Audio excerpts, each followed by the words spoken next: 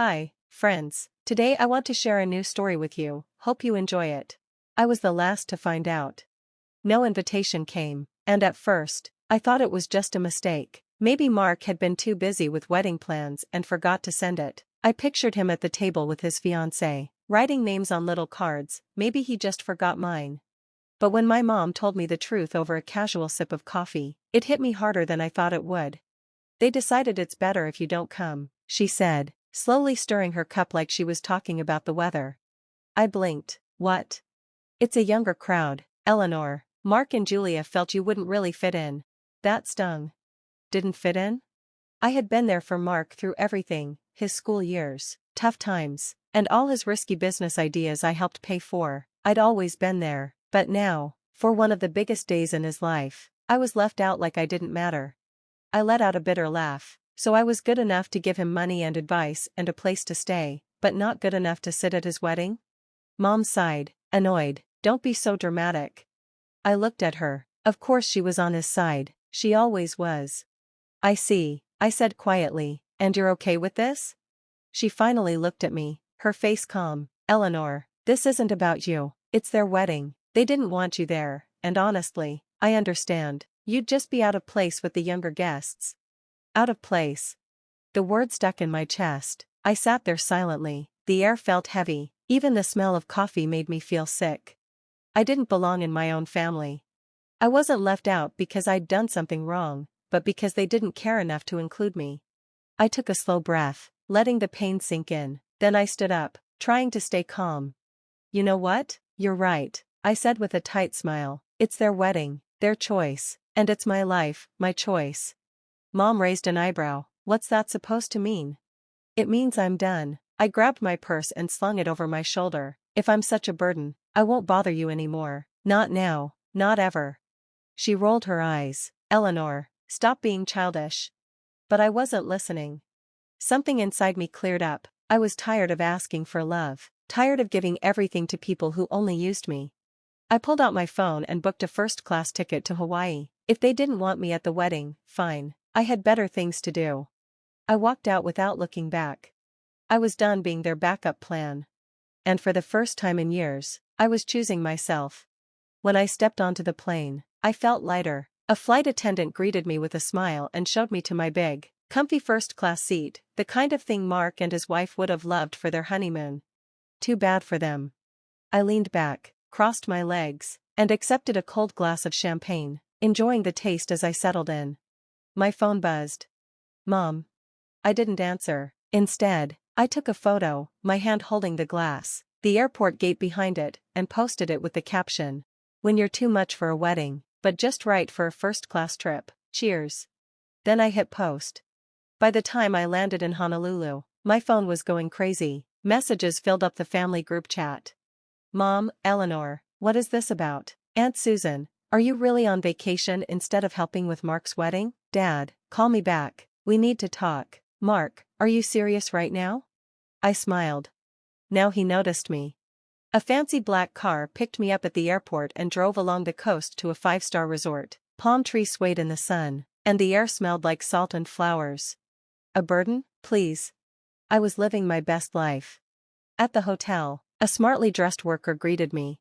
Welcome to the Grand Moana Resort, Miss Whitmore. Your ocean view suite is ready. I smiled. Perfect. I let the bellhop take my bags. As I walked to the infinity pool and settled into a lounge chair, a server came over right away. My tie, please, I said, handing him my room number. Just as I leaned back under the sun, a message from Mark popped up. Mark, couldn't you wait until after my wedding to pull one of your selfish stunts? Selfish? I laughed out loud.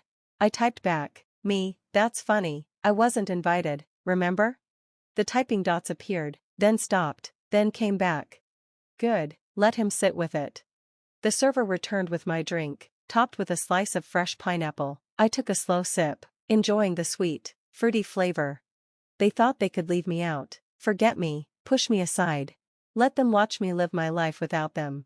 Sunlight poured in through the open balcony doors as I lay in my silk robe, scrolling through my phone. The air smelled like sea salt and coconut oil, a big change from the heavy silence I'd left behind.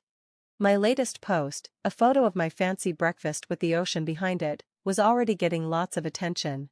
Fresh papaya, golden croissants, and a sparkling mimosa.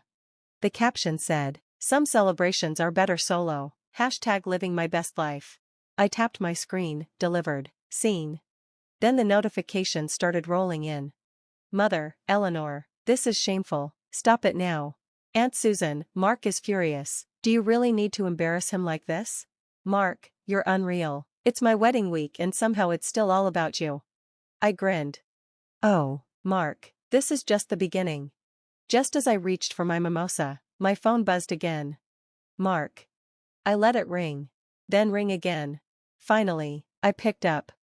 Already enjoying your honeymoon? He asked, voice full of sarcasm. Unlike you, Mark, I actually earned this vacation, I said, calmly stirring my coffee. You're making a scene, Mom's furious. I leaned back. Did she call me a burden again, or is that only when I'm writing checks? Silence, then a deep sigh. Look, I don't have time for this, just stop posting. I laughed. Or what, you'll uninvite me again? I ended the call before he could answer. Outside, the waves gently crashed on the shore. My phone buzzed again, but I ignored it. I stretched out on the lounge chair, letting him see me living. I took another sip of my drink. Mark wanted me quiet. Instead, I was being seen like never before. The first call came at midnight. I ignored it. Then another, and then a flood of messages. Mother, Elanor, answer, it's serious. Aunt Susan, Mark needs you, please call back. Mark, I swear, if you don't. I smiled at the half-finished threat before another call flashed across the screen. This time, I picked up. What now? I said flatly. Elanor, Mark's voice shook. She left, called off the wedding, stormed out. I sat up, suddenly interested. What happened? She said I only care about appearances, can you believe that? He said, almost shouting, now everyone's here, the venue's paid for, and you thought I'd fix it? I said smoothly. A long pause, then, softly, please. I let the moment hang, then sighed. Sorry, Mark, I've got a spa appointment tomorrow. Elanor. I hung up. Sinking back into my silk sheets, I smiled. Life had a way of coming full circle. The morning sun lit up the room as I stretched. My phone buzzed again. Mark. With a small smile, I answered. You've got some nerve, he snapped. You just left us to clean up this mess? I took a slow sip of my mimosa. You mean the wedding I wasn't invited to? The one I wasn't young enough for? Silence, then, tightly, I need your help, Elanor. I laughed quietly. Funny, I needed help too, once, didn't seem to matter then. He sighed. Mom said you'd be difficult. Oh, I'm just warming up. I tapped the screen, block number. Then I raised my glass, watching the waves outside. For the first time in years, I wasn't someone's second choice. I was free. And it felt amazing. So, friends, what did you think of the story? Tell me in the comments, want more stories like this? Don't forget to subscribe and hit the bell so you never miss a video. See you tomorrow.